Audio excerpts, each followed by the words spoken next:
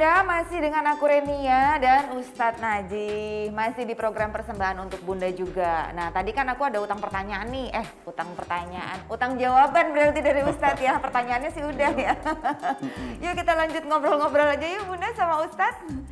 Ya, jadi Ustadz gimana nih kalau umpamanya ada bunda-bunda nih menyekolahkan anak-anaknya di sekolah yang seperti tadi Ustadz mention gitu ya, tidak mau masang bendera merah putih, terus udah gitu tidak pernah melakukan upacara, tidak seperti sekolah zaman dulu deh gitu.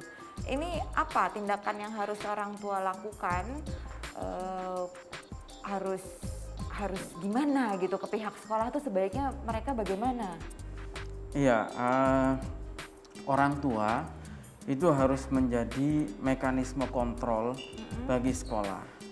Sebetulnya kan begini filosofinya, tanggung jawab atau pendidikan anak itu kan menjadi tanggung jawab utamanya adalah orang tua. Orang tua, betul. Itu. Sekolah itu sifatnya adalah membantu tanggung jawab orang tua. Sehingga ketika anak-anak ini mempunyai potensi terpapar ideologi-ideologi yang radikal seperti itu di sekolah-sekolah ini, maka yang harus menjadi mekanisme kontrol adalah orang tua. Jadi orang tua meskipun sudah menitipkan anaknya di sekolah, dia bukan berarti sudah bisa lepas tanggung jawab, tetapi dia masih harus memonitoring perkembangan anaknya. Misalnya anaknya ini harus ditanya ketika pulang sekolah, "Nak, kamu belajar apa di sekolah?" gitu.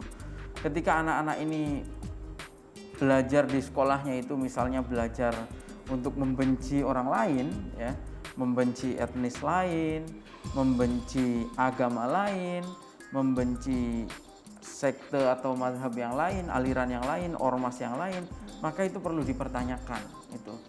Karena kan pendidikan agama atau pendidikan apapun ya, termasuk agama, itu kan tidak ada yang mengajarkan kebencian. Itu.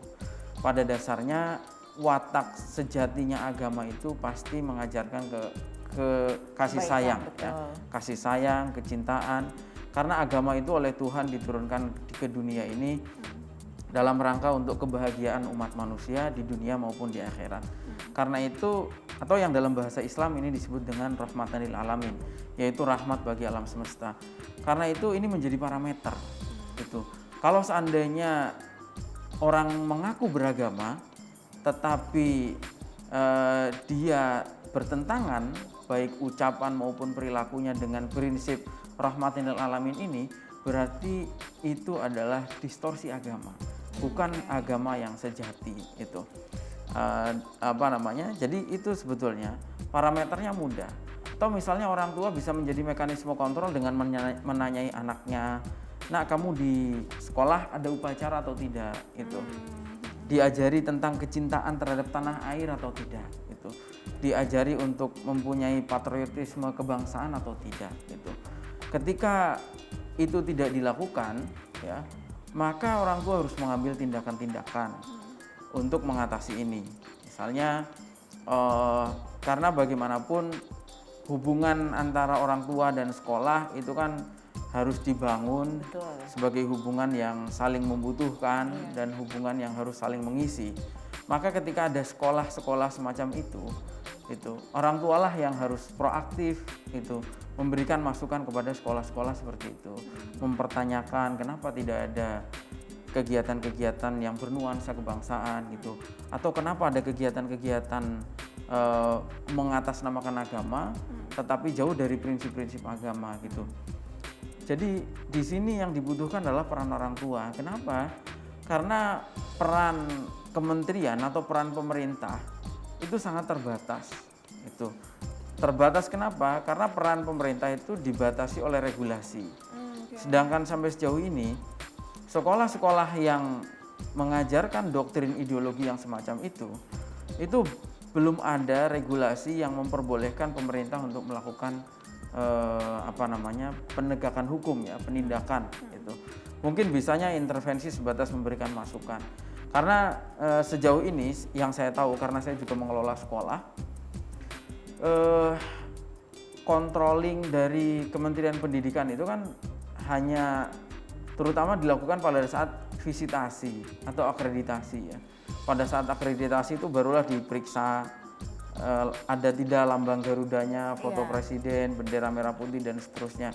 Tetapi di hari-hari biasa, sedangkan visitasi itu dilakukan hanya 5 tahun satu kali itu. Sehingga itu dengan mudah lah sekolah-sekolah yang radikal bisa mengelabui kementerian. Tetapi yang intens setiap hari mengontrol anak itu kan orang tua. Itu. Karena itu disinilah sebetulnya dibutuhkan peran orang tua untuk menjadi mekanisme kontrol. Karena kalau masyarakat kan tidak butuh hukum, masyarakat kan bisa memberikan masukan secara langsung kepada sekolah. Begitu juga sekolah juga pasti akan mempertimbangkan ketika permintaan itu datang dari orang tua siswa gitu. Karena sekolah juga tidak mau dong kalau siswanya semuanya pergi dari sekolah itu, otomatis sekolah itu akan mati. Karena itu peran orang tua di sini sangat penting untuk menjadi sekali lagi mekanisme kontrol ya. Dan kalau seumpama seandainya memang ketika disekolahkan atau dipondokkan kemudian perilaku anaknya mulai berubah yang aneh-aneh, jangan ragu bagi orang tua untuk mencabut anaknya untuk dipindahkan ke lembaga pendidikan yang lain ya. Karena kita tidak boleh mengambil langkah yang ceroboh dalam hal ini, karena pendidikan itu kan akan sangat berdampak jangka panjang gitu. Kalau misalnya orang tua itu salah mendidik saat ini, meskipun hanya beberapa tahun saja, itu akan membentuk karakter anak puluhan tahun yang akan datang gitu. Karena itu ketika orang tua itu salah memilih tempat anaknya belajar, maka itu bisa jadi adalah kesalahan seumur hidup gitu. Karena ketika karakter seorang anak di sekolah sudah terbentuk, ini mungkin akan sulit sekali ketika anak itu sudah besar dan orang tuanya sudah tidak mampu melakukan perubahan apa-apa terhadap anak itu. Oke. Nah, menarik nih Ustadz nih. Tadi Ustadz bilang kalau mekanisme kontrolnya itu ada di orang tua. Terus orang tua kalau sudah mulai mencium gelagat-gelagat ada perubahan sikap atau perubahan perilaku dari anak, jangan ragu-ragu buat pindahin aja anaknya dari sekolah itu. Cari sekolah yang lebih bikin orang tua tuh nggak cemas gitu. Nah, tapi buat jadi catatannya bunda-bunda di rumah nih Ustadz, indikatornya dong Ustadz gitu. Gimana caranya bunda-bunda, orang tua terutama untuk tahu ini kira-kira sekolah ini memang bagus atau kayaknya sebaiknya jangan deh gitu. Ada nggak indikator-indikator tertentu yang harus dicermati sama orang tua sebelum orang tua mendaftarkan anaknya ke sekolah tersebut? Iya, tentu untuk pertimbangan-pertimbangan keagamaan, perspektif keagamaan, tentu orang tua harus melihat perubahan perilaku anaknya itu, apakah anaknya itu dengan dididik di tempat tersebut anaknya menjadi lebih punya kepedulian sosial atau tidak gitu, atau justru sebaliknya dia malah menjadi sangat eksklusif misalnya gitu. Kemudian apakah ketika disekolahkan di situ dia suka membantu atau justru kebenciannya terhadap orang lain justru terbangun gitu. Ini kan orang tua harus melihat perubahan-perubahan perilaku anak seperti itu. Jadi saya pikir yang pertama adalah bisa dilihat dari perilaku-perilaku anaknya itu. Ya.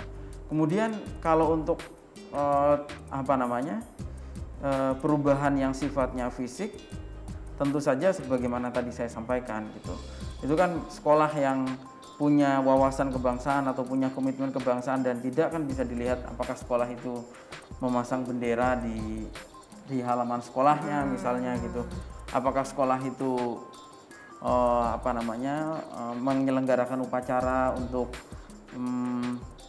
mendisiplinkan siswa, untuk menghargai jasa para pendiri bangsa, para pahlawan begitu.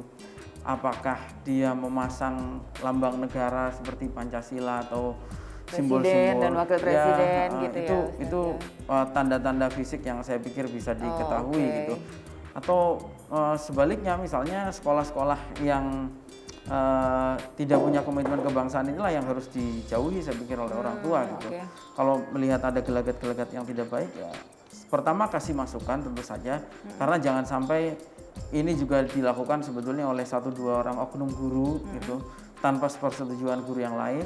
Barangkali dengan masukan-masukan orang tua, orientasi sekolah tersebut bisa berbeda, atau top leadernya bisa mengambil kebijakan atau mengevaluasi gitu. Tetapi kalau sudah tidak bisa dievaluasi, ya tidak ada pilihan kecuali mencabut anaknya, dan itu menurut saya sebuah keharusan, karena kalau tidak ya itu tadi resikonya jangka panjang.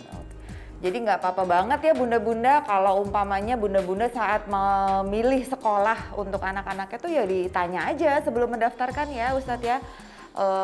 Biasanya ada upacara nggak di hari-hari besar kebangsaan gitu ya, hari besar nasional gitu. Ada upacara nggak di sekolah itu, terus udah gitu pelajaran yang mata pelajaran kalau sekarang ada nggak sih Ustadz kayak zaman dulu PPKN gitu? Masih ada? Kewarganegaraan tetapi ya? Muatannya sudah berkurang daripada sebanyak dulu ya. Dan yang lain Mbak, tambahannya adalah apakah ada kegiatan-kegiatan yang bersifat tradisi atau kebudayaan atau tidak itu, karena masyarakat bagaimanapun warga negara yang baik sebagai bangsa yang menghargai tradisi, menghargai budayanya, ya tentu kegiatan-kegiatan ekskul nari gitu umpamanya ya Ustadz ya. juga dilaksanakan gitu. Tapi sekolah yang anti terhadap tradisi, sekolah yang anti budaya itu bisa menjadi salah satu indikasi bahwa itu adalah salah satu sekolah yang berpikirnya sangat kaku, dan itu menjadi jalan masuk harus ada tanda tanya besar gitu untuk orang tua ya mau mendaftarkan anaknya ke sekolah tersebut gitu Bunda. Jadi nggak apa-apa banget tanya-tanya aja sebelum daftar saat lagi ngambil formulir gitu ya, ditanya-tanya dulu ke panitia PPDB-nya biasanya di sekolah itu gimana gitu. Oke bunda-bunda, saya sama Ustadz Najih harus break lagi. Nanti kita akan lanjut ngobrol-ngobrol di segmen kita yang terakhir. So bunda-bunda jangan kemana-mana. We'll be right back.